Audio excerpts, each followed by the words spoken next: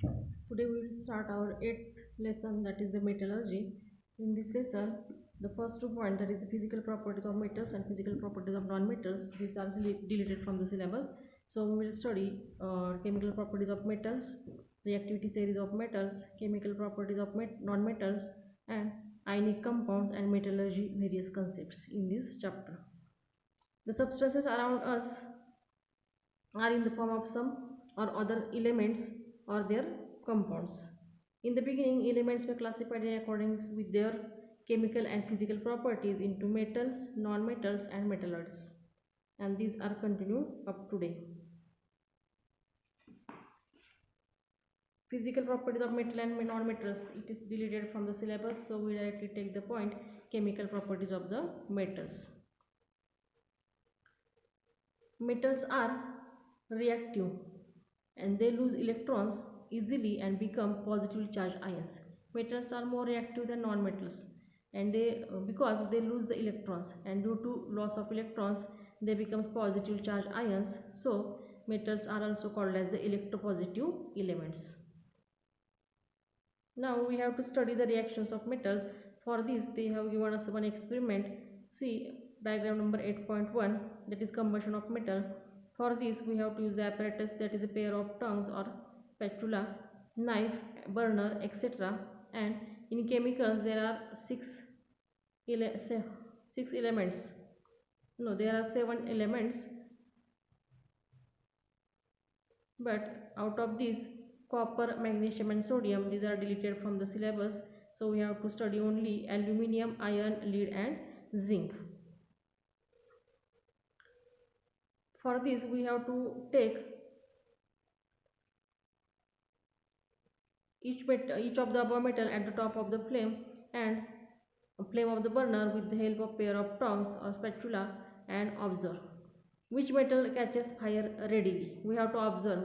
They have given us five different metals, and we have to mm, put them on a burner of a on the flame of a burner, and we have to find which metal catches fire readily. And how does the surface of the metal appear on catching fire? And we have to observe the color of the flame while the metal is burning on the flame. Our first property is the reaction of metals with oxygen, that is done in this experiment. Metals combine with oxygen on heating in air and metal oxides are formed. When metals are burned into the oxygen or combined with oxygen, they are heating in air, they forms oxides of that metals. Sodium and potassium are very reactive metals. Sodium combines with oxygen in the air even at room temperature and forms sodium oxide. Sodium and potassium, these are the most reactive metals, and sodium at the room temperature also combine with the oxygen and forms sodium oxide. The reaction is given here. 4Na plus O2, it forms twice Na2O, that is the sodium oxide. On exposure to air, sodium readily catches fire. Sodium is most reactive, therefore on exposure to air, it combines with oxygen and it can readily catches fire. Therefore, to prevent accident in the laboratory or elsewhere, it is kept in kerosene. Sodium is always kept in kerosene. That is the reason reason is sodium is very reactive metal. On exposure to air, it can readily catches fire. So to avoid this type of accidents, they are always kept in kerosene. Oxides of some metals are soluble in water and they react with water to form alkali. We know here we have observed by action of sodium and oxygen, it forms sodium oxide, and this sodium oxide is reacted with water, it forms sodium hydroxide. That means some oxides of metals reacts with water and it forms the alkali. We know that magnesium oxide is formed on burning magnesium ribbon in the air, and magnesium oxide reacts with water to form an alkali, that is the magnesium hydroxide.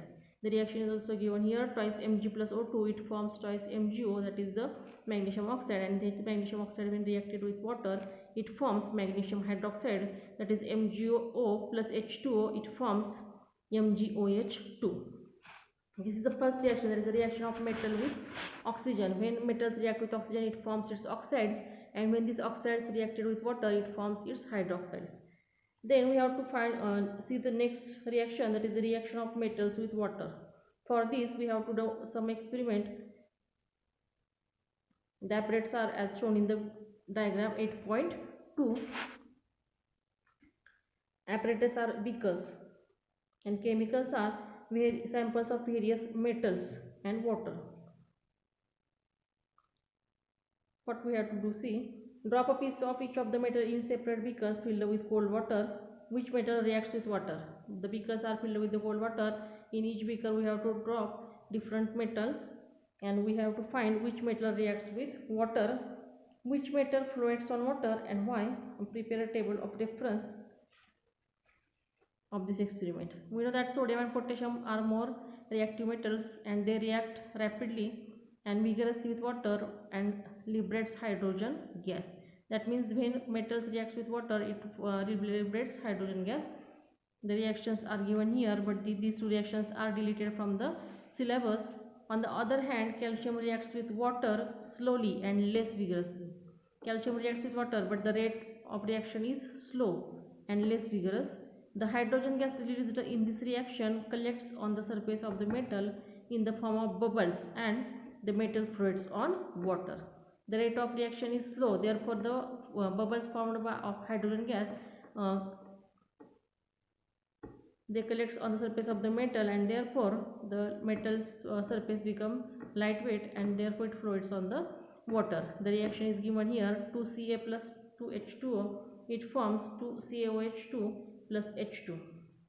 And the metals like aluminium, iron and zinc do not react with cold or hot water, but they react with steam to form their oxides. These metals, that is the aluminium and iron and zinc, they do not react with cold or hot water, but it reacts with the steam of water to form its oxides. And hydrogen gas is also released in these reactions. The reactions are given here, 2Al plus thrice H2O, it forms Al2O3 plus thrice H2.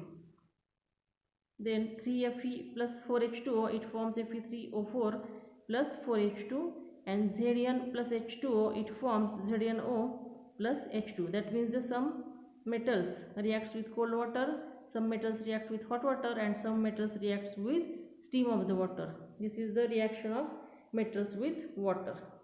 So today we started our 8th chapter, that is the metallurgy. In this chapter we studied about the chemical reactions of metals. Metals are more reactive, they are also known as electropositive elements because they lose electrons, and due to this property they become positive charged ions, so they are known as the electropositive elements. Then we study about the chemical properties of metal. First property is reaction of metals with oxygen. When metals react with oxygen, it forms its oxides, and when these oxides reacts with water, it forms its hydroxides. Then we have seen the second reaction, that is the reaction of metals with water. When metals reacts with water, it liberates the hydrogen gas. Some metals reacts with cold water, some metal reacts with hot water, and some metals react with steam of the water. Sodium and potassium are more reactive, so they react rapidly and vigorously and liberates hydrogen gas. Calcium reacts slowly and less vigorously, therefore the hydrogen bubbles are collected on the surface of the metal and therefore calcium floats on the surface of the water. And the metal aluminium, iron and zinc, these do not react with cold or hot water, it reacts with steam of the water and forms oxides, and hydrogen gas is released from this reaction. Thus here we have studied these two types of chemical reactions of metals. You have to read the points I have taught today and then write the reactions in your notebook. Here we will stop today. Thank you.